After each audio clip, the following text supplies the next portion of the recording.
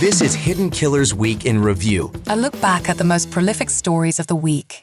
Welcome to the podcast. If you'd like to listen to an ad-free version of this episode and all of our episodes, then search True Crime Today Premium Plus on Apple Podcasts and press subscribe. That's our premium channel where all of our ad-free and advanced episodes live, all in one place. True Crime Today Premium Plus. Search it on Apple Podcasts and press subscribe. Even try it for 3 days free. You never really know someone until you find out what they've buried. Welcome to Hidden Killers with Tony Brueski, featuring retired FBI Special Agent Jennifer Coffindaffer. Let's talk about just that, about the cameras, about the parties, about the people that attended the parties. And I'm not talking just the white parties. I'm talking the Diddy freak-off parties. People who may look back on that in shame and go, oh my God, I can't believe I did that. I was maybe younger, maybe dumber, maybe under the influence of drugs with the baby oil, maybe beyond their knowledge, beyond their control of what was going on with the accusations that we have of GHB or something similar being in the baby oil, especially individuals that were young, that were brought up, that were groomed by Diddy from very young ages, like 14 or 15, thinking this is how the celebrity lifestyle is. This is what it's like when you are a superstar, because they may have been coming up as superstars themselves, and now they're going to find themselves caught in this mess. If you're that type of person, if you are that person, and I think we all know likely who we're talking about here, is it wise to sit in silence about this and not come forward if you know that maybe you are on some of these tapes, that you were participating in some of these things? Would it be more wise at this point to go to the authorities and say, look, I have information, I can help you out. I was under the influence of this. I was groomed. And would that getting ahead of this, if you know eventually you're likely going to have your name dropped at some point, would that help an individual like that to get away from criminal charges, or maybe find some sort of a deal where it's you're helping us and you two actually were the victim, rather than it play out in the court of public opinion of, was this person a victim or not? Well, I think likely people may have gone forward, and we just don't know. You know, now we're talking about, as an example, the people who testified before the grand jury that are still anonymous. And again, did they go to authorities, or did authorities go to them? I think many probably have already gone to authorities. And in this situation, maybe these minors, or this one minor that we all believe is likely going to be named and caught up in this suit. I mean, all of us have seen the videos. It has to be so alluring when you're 14, 15, 16 and such a talent, but you want somebody to launch you. And then you look at somebody with Diddy's stature in that community and say, whoa, this is all for me. And Diddy took advantage. I think that's going to come out. And I think these people will try to get ahead of it. I think they will cooperate. Yeah, I mean, it's such a twisted world where who knows what went on. And I'm not saying that individual was doing anything, predatory or whatnot, but we just don't know. We don't know what the answer to that question is. If your leader here, your, I was going to say Vanguard. I'm thinking of Keith Raniere. And NXIVM. If you're Vanguard, if you're the person you look up to is participating in these things, doing these things, treating women and men in these sort of ways, and you don't know any better, you're going to probably start doing the same thing yourself. You're probably going to walk away at some point feeling disgusted, going, oh my God, I can't believe that, and ashamed, which is probably where that person is right now.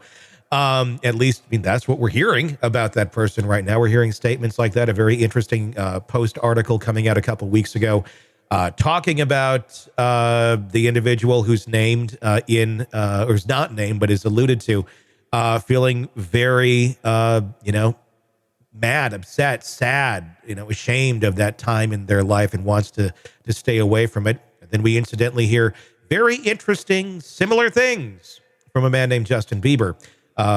Feeling, he wants to completely be away from Diddy, doesn't want anything to do with him, feels like he was, victimized possibly back then. Of course, never, has never been charged with anything. He's never charged Diddy with anything.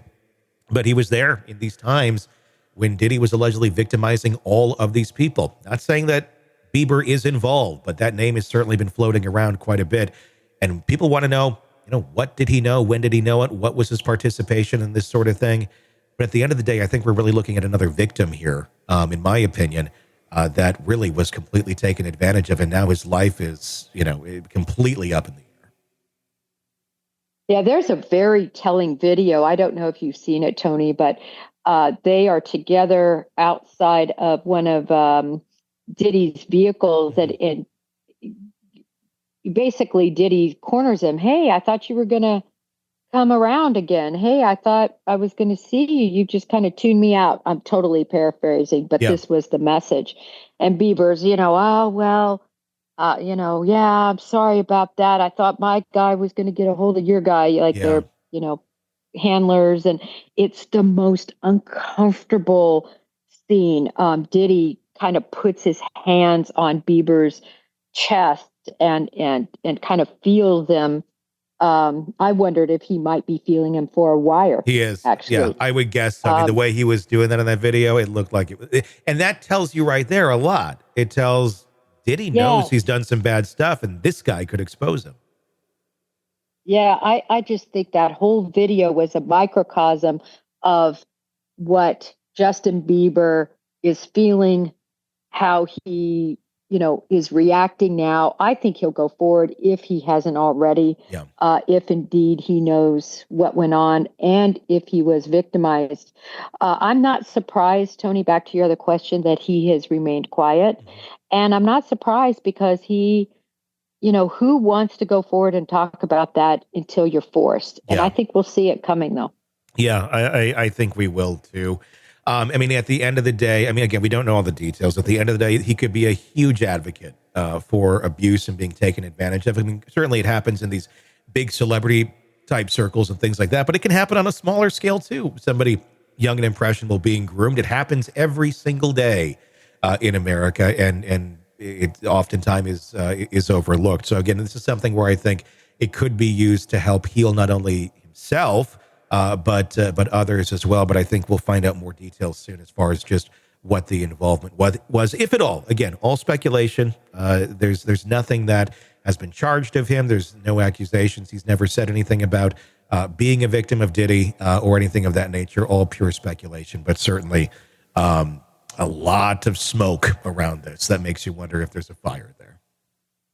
Well, and I think too, Tony, that an important part of all of this is who is going to be outed as other people who victimized in this way. Yeah. So we've had Kanye West mentioned, but who else?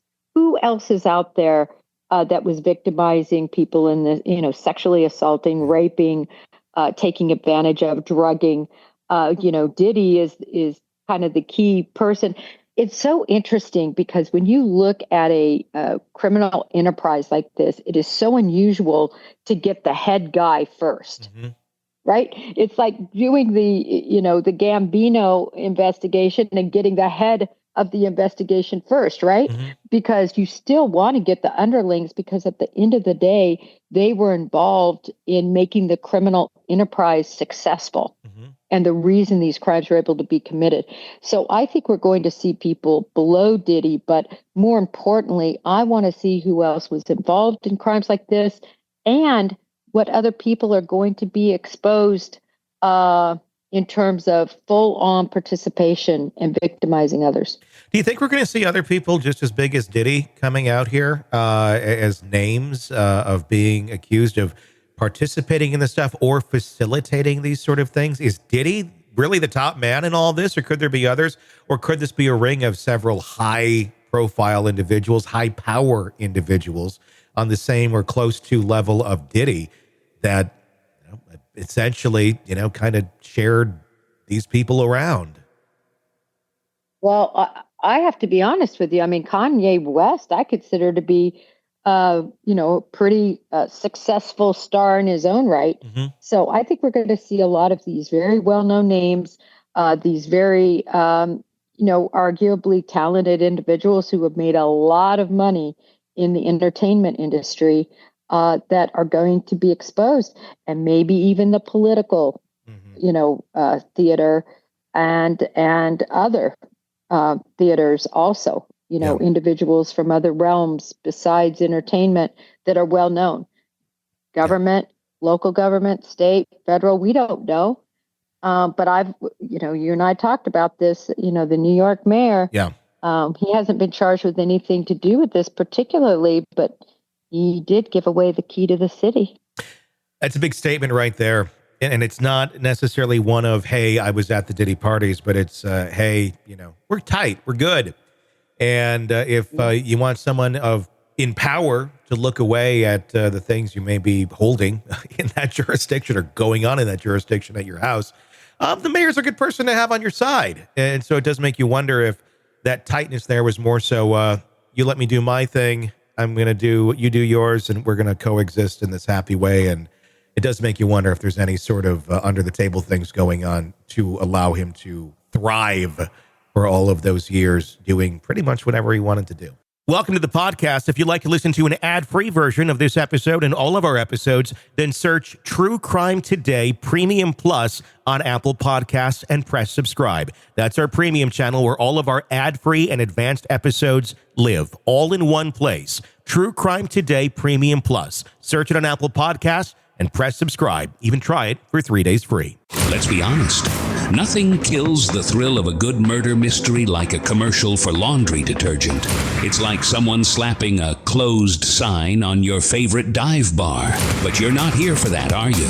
You're here for the good stuff. So ditch the ads and upgrade to True Crime Today Premium Plus on Apple Podcasts. With True Crime Today Premium Plus, you get your crime straight. No chaser.